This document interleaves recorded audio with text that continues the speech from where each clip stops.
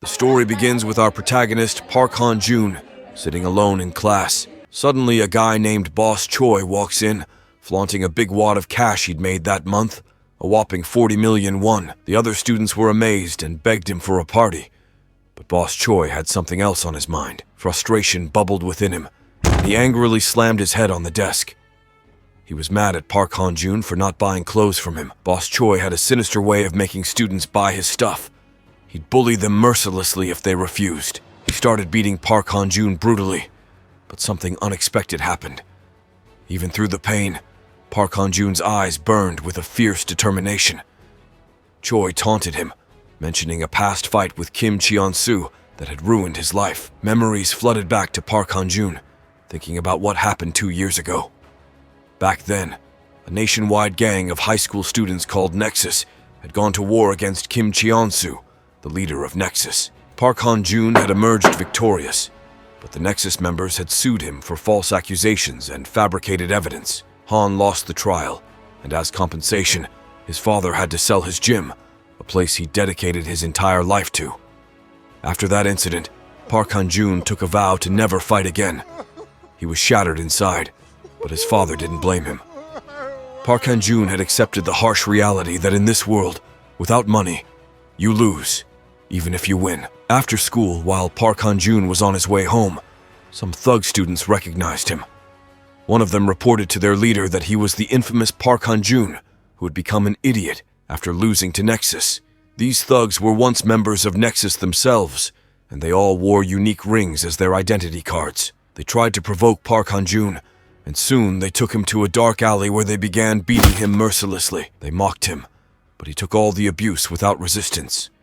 One of the thugs sneered, mentioning how Park Han-joon's father had sold him to pay his debts. But in a surprising turn of events, Park Han-joon grabbed one of the thugs by the legs and glared at them with his terrifying eyes. His fierce gaze intimidated them, but it also made them angrier. They continued their brutal assault. When they were finally done, another guy approached Park Han-joon and questioned why he endured such torment when he could easily crush their lives with just one powerful strike. Park was in a tough situation.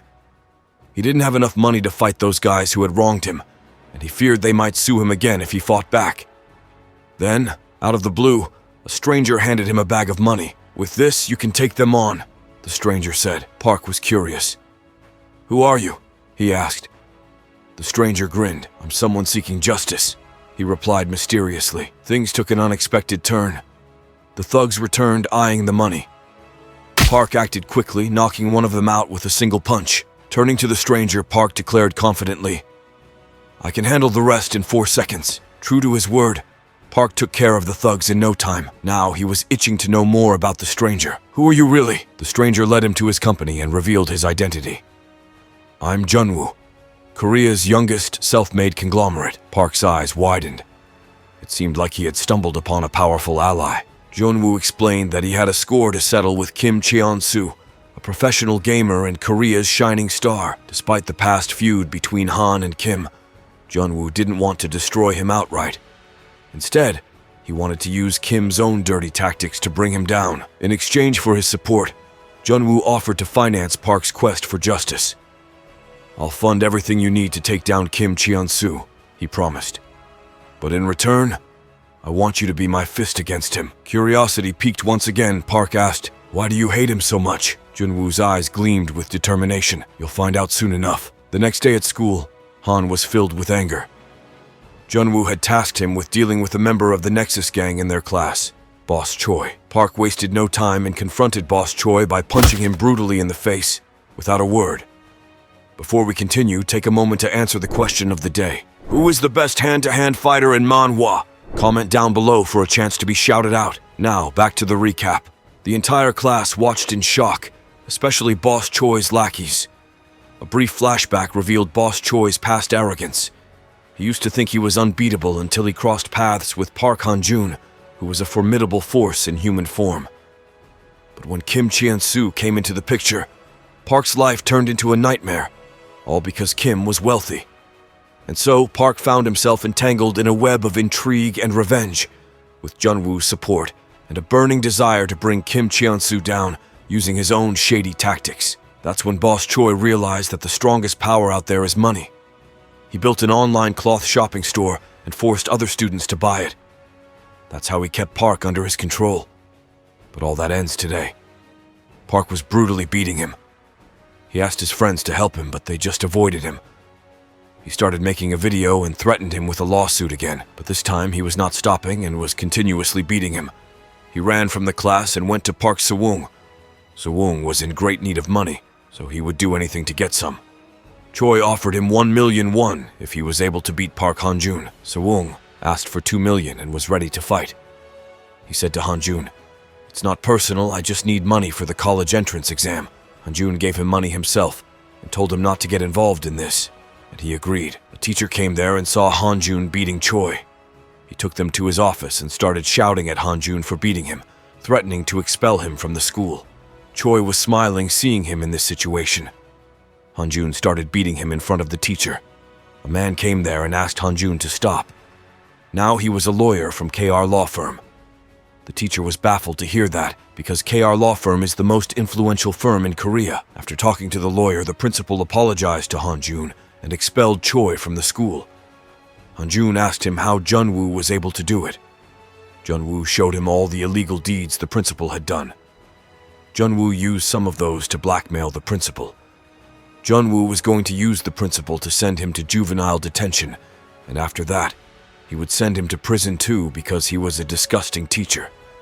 Choi was angry at him and decided to get rid of him for good. The next morning, Choi went to a place where he had ordered some thugs to take care of someone. They were beating Park Sewung for not helping him. Choi wanted them to take care of someone else for him and was giving 10 million won for it. The guy in glasses, Jin Sung, asked him who he was. He must be someone big for him to pay that much. To which he replied, "Park Han-jun." Jin Sung said, "If it's him, then 10 million is nothing." Choi promised to give 20 more million after they take care of everything. And now Jin Sung agrees. Jun-woo was visiting a burnt house. He was talking to someone, but there was no one there. We see a picture and the people in that image were all dead. Jun-woo thinks about the day they died and was extremely angry. His lawyer tells him that boss Choi had made his move. Jun-woo orders him to take care of it. Johan's father gets a decent job, and he was very happy. He was wondering why all things are going so well suddenly. Han-jun gets a call from Jun-woo, who told him that boss Choi had made a move, but they were already there. He asked him who they are when suddenly he sees a truck coming towards him, and the driver was one of the goons. They know they can't win against Han-jun in a fair fight, so they were using cheap tactics like this. Instead of trying to get out of the way, Han-jun runs toward the truck. They were shocked and confused to see that he hits the car and jumps over it. That way, he avoided a direct hit with the truck. Han-jun gets up, and now he was really pissed off, but their goal for the day was complete. They wanted to make him weak by injuring him first. They get into their truck and retreat, but Han-jun follows and chases them. They were laughing at him for trying to chase a truck, but seconds later, were terrified to see him so close to them. He jumps over the truck, breaks the window, catches one of the guys, and jumps off the truck with him. Even though one of their men was caught, they don't stop and keep going. Johan asks the guy about their location, but he doesn't answer him, so he starts beating him. When they get to their base, they were celebrating. Boss Choi was angry at him for celebrating even though they didn't even finish him. Jin Sung gets angry at him for wanting them to kill a beast like Han-jun and expecting the results immediately. He told him how he would first make him weak and unable to fight back, little by little, and when the time comes, they would kill him. Suddenly, a loud thud echoed through the room, and the iron door shuddered as if it had been struck by a giant. It left a noticeable dent that sent shivers down everyone's spines. More punches followed, making the group inside tremble with fear. Jin Sung, trying to maintain his composure, asked one of his comrades to cautiously check outside. As the door knocker revealed himself, their terror escalated. It was none other than Park Han-jun, a name that sent shivers down their spines. Panic began to grip the group, but Jin Sung managed to steady their nerves, reminding them that no matter how powerful Han-jun was, he couldn't crush an iron door. The punches ceased, and relief washed over them, thinking that Han-jun had left. But their relief was short-lived. One of the henchmen noticed something horrifying. Han-jun was now inside, having broken through a window. This base was on the 3rd floor, making his presence all the more astonishing. Shocked and bewildered, Jin Sung watched as Han-jun unleashed his fury, brutally attacking everyone without mercy. Jin-sung gave the desperate command for all his men to attack Han-jun simultaneously. But even their combined efforts proved futile. A brave goon swung a baseball bat at Han-jun, but the bat shattered, further infuriating Han-jun. With a furious gesture, he tossed the unfortunate goon out the shattered window, sending him plummeting 3 stories down. Just when things seemed bleak, a girl arrived on a bike.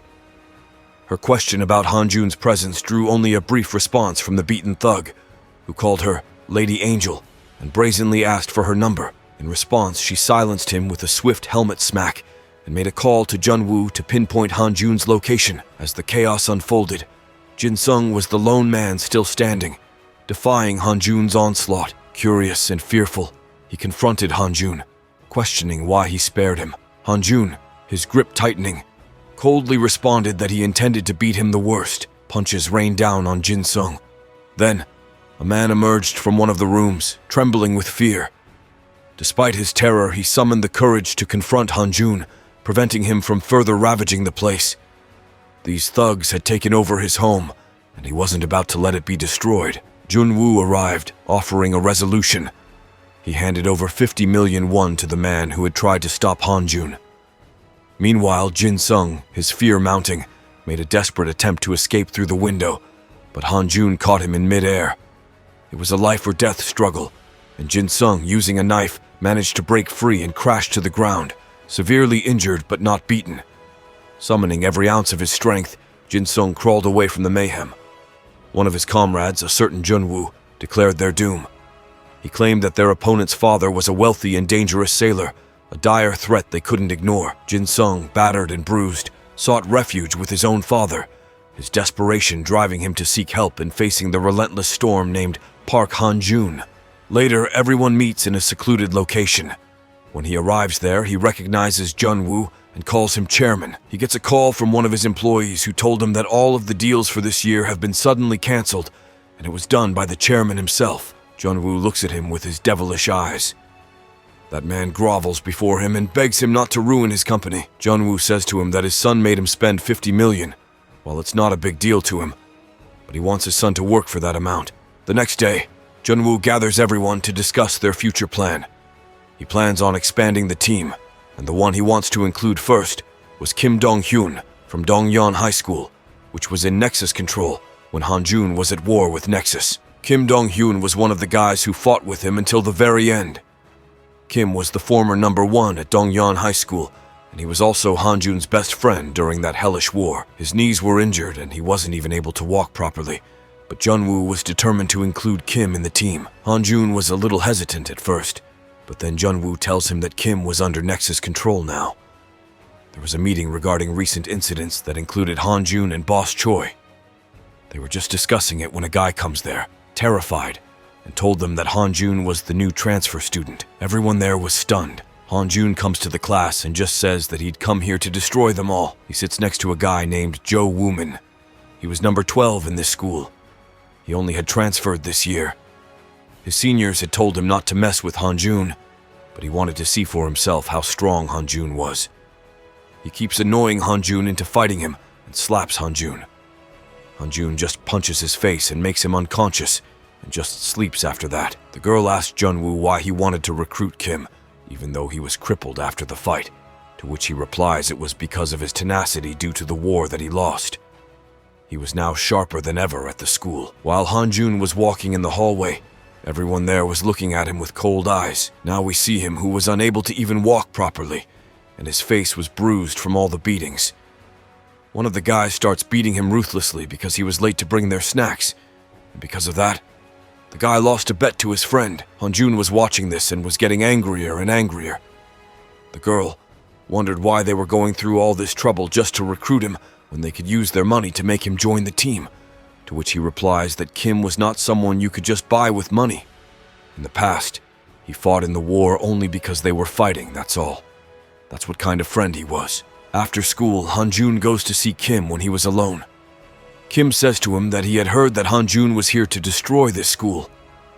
Nexus had become way stronger than they used to be, and he had given up all hope of fighting back. He said that they have lost. Han-jun tells him that they would win this time, to which he replies if he had known that they'd lose, he wouldn't have fought in the first place. Thanks to that, he became crippled. But Hanjun promises him that they would win no matter what. The current number 1 of the school, Min Kyung-chul, was watching all this, and he orders his goons to prepare to beat up Park Hanjun. Kim goes to the hospital where the doctor told him to go to a bigger hospital and get surgery, or he wouldn't be able to use his legs for good. Kyung-chul meets Kim on the way. He taunts him for being weak and for helping Han before. He says if Kim was getting any funny ideas of going against him, he'd smash his legs again. Kyung-chul used to be Kim's underling, but he betrayed them by joining Nexus. The next day, Kyung-chul announces on the school mic that all the students in the whole school are to attack Park Han-jun and make him suffer as much as possible. Kyung-chul knows that Park is strong and doesn't underestimate him. He doesn't fight him head-on. Instead, he orders all the students to beat Han-jun for him. Now, the entire school was on their way to fight Han-jun, and the war begins. 2 guys were thrown out through the window, all beaten up, and Han comes out standing on top of one guy like a demon. All the wrongdoers in that class were wiped out completely. Han-jun says in a scary voice, "Let's see who's the predator." And they all attack him. He just keeps punching them, knocking them out one by one. Meanwhile, Kim was sitting alone in the class, listening to everything that was going on outside and controlling himself from interfering. Even when they attacked him all at once, they couldn't defeat him. Now, they started to see that he might be able to beat them all up. Instead of just attacking him randomly, they tried to hold him, and they were even able to succeed in that. Now, they started beating him, but Han-jun managed to get out of that predicament as well by beating them brutally. The whole hallway was filled with bodies and blood, and he didn't even get a chance to catch his breath. Even more thugs came to that floor. Kim was angry at him for being so stupid and fighting them alone, but he succumbed to the situation. Then, he saw a girl approaching. When Kim asked her who she was, she introduced herself as Han-jun's colleague. Kim was surprised for a second. She wasn't here to tell him to fight. She told him why Han-jun was fighting. He already knew that the whole school was going to come after him, but he still insisted on fighting till the end. His reason was simple. He wanted to show Kim that he would win this time. Kim remembered what he had said to him earlier. In the meantime, Han-jun had defeated the second wave of those students as well, and was now completely exhausted. Now, Kyung-chul himself came there, clapping and praising Han-jun for defeating those students all by himself. But that was just it. These guys weren't to be taken lightly. Everyone out there was a monster like Han-jun. Even after all those injuries and exhaustion, Han-jun got into a fighting position. Kyung-chul smirked and ordered his underlings to attack him. They all attacked him at once, but Han-jun was ready to fight them. Suddenly, someone threw a Swiffer and knocked one of the guys out. They were shocked to see who it was. It was Kim Dong-hyun, the former number 1 of Dongyeon High. They were angry at Dong-hyun for betraying them and siding with Park Han-jun, the current boss of the school. Kyung-chul ordered his goons to take care of him. With Han-jun on one side and Dong-hyun on the other, they attacked fiercely. Despite being crippled with one leg, Dong-hyun endured the pain and charged at them non-stop. And from the other side of the hall, Han-jun also started to beat the crap out of them. The delinquents were baffled at how they were getting beaten by them. One of them was completely exhausted, and the other one was crippled. So how were they losing to them? Just the 2 of them were up against the whole school and were still overpowering them during the fight. Dong-hyun apologizes to Han-jun for blaming him for his situation before, even though he knew that he was not the one responsible. Han-jun was happy to hear that. While they were talking, the current number 1 attacks them. Dong-hyun told Han-jun not to interfere, as he was the one who was going to take that guy down. They dodged his attack and made a run for it. The boss thought that they were running from him and chased them. In reality, they were luring him inside a room. Han-jun throws the boss in the class, and Dong-hyun closes the door. He wanted to fight him one-on-one and pay him back for all the things he had done to him. Meanwhile, Han-jun took care of the rest of the goons. The boss mocks Dong-hyun for helping Han-jun again, but Dong-hyun pities him for not having a friend. The boss gets pissed and attacks him, but Dong-hyun blocks his attack and starts beating him, pushing him back. The boss grabs him by the waist, picks him up, and slams him onto the wall. He attacks Dong-hyun, but he dodges the attack, leaving his bat behind in the process. Due to not having a weapon on him, Dong-hyun uses his shirt as a weapon against him, blocking his eyesight and starts to hit him in the face continuously. But the boss grabs his injured leg and locks it with his body, and starts attacking him at the same spot where he was injured before. Dong-hyun screams in pain. After he was done breaking his leg, Kyung-chul was leaving when Dong-hyun gets up, saying it was not over just yet. The boss was frustrated seeing him get up again. He starts beating him more intensely, not giving him any chance to fight back. As the boss was leaving after taking him down, Dong-hyun gets up again. As the boss attacks him, Dong-hyun uses the glass around him as his weapon and cuts his face. Dong-hyun was determined not to let Han-jun down. He knew that if he lost this fight, he'd be too embarrassed to even face Han-jun again. The boss tried to fight back, but Dong-hyun was overpowering him. He landed punch after punch to the boss's face, not giving him a moment's rest. As the boss started to realize he was in a bad position, Dong-hyun remembered all the terrible things the boss had done to him. He was taking his revenge with every blow, beating the boss to a pulp. When it was all over, Han-jun had also defeated all of the boss's henchmen. He gave Dong-hyun a hand, and they left the place together, laughing about their victory. However, their joy was short-lived. A real gangster, the association manager, arrived on the scene, furious at the current boss of the school. He ordered his men to bring Park Han-jun to him. Just then, Jinwoo's lawyers arrived, looking to strike a deal.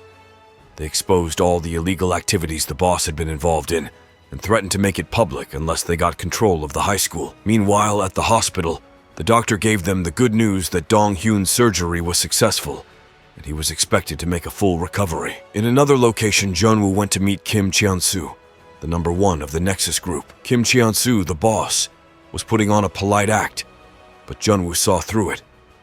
He reminded Kim that he was the one who took over Dongyeon High School, and he left with a threat to destroy him the next time they crossed paths. Inside his car, Kim Cheon-soo's true emotions surfaced as he seethed with anger. He ordered his men to prepare for what could be the biggest fight in South Korea's history. In a massive building, a meeting of the Nexus executives was underway. The top managers from various branches were present. They all knew they were there because of Park Han-jun, and with his next punch, the battle was about to begin. One of them, who had only joined the Nexus last year, asks them who he was and why they had to come all the way to Seoul for him. The other branch leader laughs at him for not knowing about him and fills him in. He told him that 2 years ago there was a dangerous guy called Park Han-jun. He was the head of a small territory in Seoul. Despite Nexus taking over all the surrounding territories, including those outside Seoul, they had great difficulty taking over Park Han-jun's territory. It was embarrassing for them. Not only that, but the other territories saw Han-jun and saw hope, so there were a bunch of attacks on Nexus. So they went all in to catch Park Han-jun, but something happened that went beyond their expectations. Despite having the numbers, they kept on losing the fight. Not only that, but Nexus was teetering on the verge of destruction. The new guy asked how was that even possible, to which the senior replies that Park Han-jun was a monster. The new guy mocks them, saying that they were weaklings. The atmosphere there completely changed. Just then, Kim Cheon-soo also comes there. He told them why he called them. One of them says that Kim's son was making too much fuss about a school being taken. Kim Cheon-soo smiles at him, and that sends chills down his spine. He was terrified. The Incheon branch manager, Nam In-so, asks Kim Cheon-soo to let him take care of Han-jun. Kim Cheon-soo told him that he has a benefactor backing him up this time, so it wouldn't be easy. But he says to him that after getting his scar, he was never not ready. The others vote in his favor too, and he finally gets the chance to take down Park Han-jun. Nam In-so gathers all his guys to tell them that they could finally kill Park Han-jun, and they were thrilled to hear that. On the other hand, Junwoo takes Han-jun to the same burnt house. He was going to tell him about his side of the story, how he became that rich, and why he wanted to destroy Nexus. He told him that the money he was using wasn't his, but the owner of that house. It was around 2 years ago. Junwoo had a friend who was a social butterfly, the complete opposite of Junwoo. They were friends for as long as he could remember, and now they were like a family. His friend was a very smart and intelligent individual. He had made a sophisticated AI capable of trading for the best trades. He coded all this by himself and learned about market prediction, but after Park Han-jun was defeated, everything changed. Everyone fell victim to them being stomped on upon sight, breaking up any unapproved groups. But Junwoo wasn't the kind to just sit there and let some third-rate thug have their way with him and his friend, who wasn't any better at fighting. They fought like wild animals, thinking if they kept up this crazy act, The bullies would eventually get tired of them and leave them alone. Little did they know, these bullies were way crazier than Junwoo had ever thought. One day, things took a dark turn. They burned down Hyuk's house while Hyuk and his family were inside. Junwoo could only stand there helplessly and watch them die. Filled with rage, he confronted the delinquents responsible for this heinous act. They didn't deny it and proceeded to beat him to a pulp. Even though they killed his friend and confessed to it, there was nothing Junwoo could do to take revenge. He wanted to die as well. Just then, he noticed the AI that Hyuk had created. It had been running in the background all this time, and its learning data storage was full. Now, it was trading on its own. Junwoo thought he was going to die anyway, but before that, he decided to donate whatever money the AI had made to charity. But when he checked his account, he was shocked. The amount was staggering. It filled him with maddening frustration that he couldn't share that happiness with Hyuk. That rage became his reason to live. He didn't give in. He had to spend all his money to take his revenge on Nexus because the money was not truly his to begin with. When Hanjun asked why he was telling him all that, Junwoo replied that it was to gaslight him, so he couldn't give up on his own path. Junwoo called the girl who was working with him. She warned him to be careful because their next target was Inchin. They didn't think before they acted, and that's exactly what was happening right then. A biker gang was attacking them, throwing paint to block their sight. Before we continue, let's take a moment to shout out Moix6BN who commented, "Nice vid on our player from today, onwards video. Thanks for commenting." The car crashed into something, and Junwoo lost consciousness. Nam-in so took the call and told her to pass the message to Hanjun that Nam-in, so from the Incheon branch, was waiting for him, and he would understand the rest. They took Junwoo with them as a hostage, while Hanjun was on his way home, pondering all the things that Junwoo had said. When she arrived at Hanjun's house, she informed him about Junwoo's abduction by the Incheon gangsters. On the other hand, Junwoo woke up in a factory and saw the number 2 and the number 1 of the gang in front of him. He realized he had been baited for Hanjun's capture. Junwoo couldn't help but laugh at their stupidity, telling them that they were no match for Hanjun. He reminds them of the time when they kneeled before Park Hanjun to save themselves and called them pathetic. Nam-in So corrects him, saying that only the boss at the time was the one who kneeled, not them. The boss at that time was Nam-in So's big brother. Nam-in So is pissed, saying he kneeled to save him just when the number 2 of the gang was about to hit Junwoo. A guy comes in and tells them that Hanjun was on his way there. Nam-in So told Junwoo to watch as the new enchant takes down Hanjun. Hanjun was on his way to the factory while the bikers from the Incheon were chasing them. In front of them was the number 2 of the gang who was there to bring him to the boss because the fights in Inchana were one-on-one. While the guy was taking them to the boss, the girl kept annoying him until he stopped ignoring her. After getting his attention, she asked him why they were doing all this when they had kneeled beforehand 2 years ago. She tries to provoke him by calling them losers. Hanjun chimes in with her, and that pisses the guy off, and he attacks him. This was the first time when someone had sent him flying, as he was a monster-sized guy from his childhood. The whole gang starts to panic seeing their number 2 in that state, and they get in position to fight. The girl mocks them for bluffing that they only fight one-on-one when Nam-in So orders everyone to back off as he was the one who was going to beat him. Hanjun recognizes him as the younger brother of the previous boss and was about to inquire about him when suddenly he attacks him so fast that Hanjun couldn't even react to it. Junwoo was also shocked to see him bleeding. He didn't want to have any conversation with Hanjun.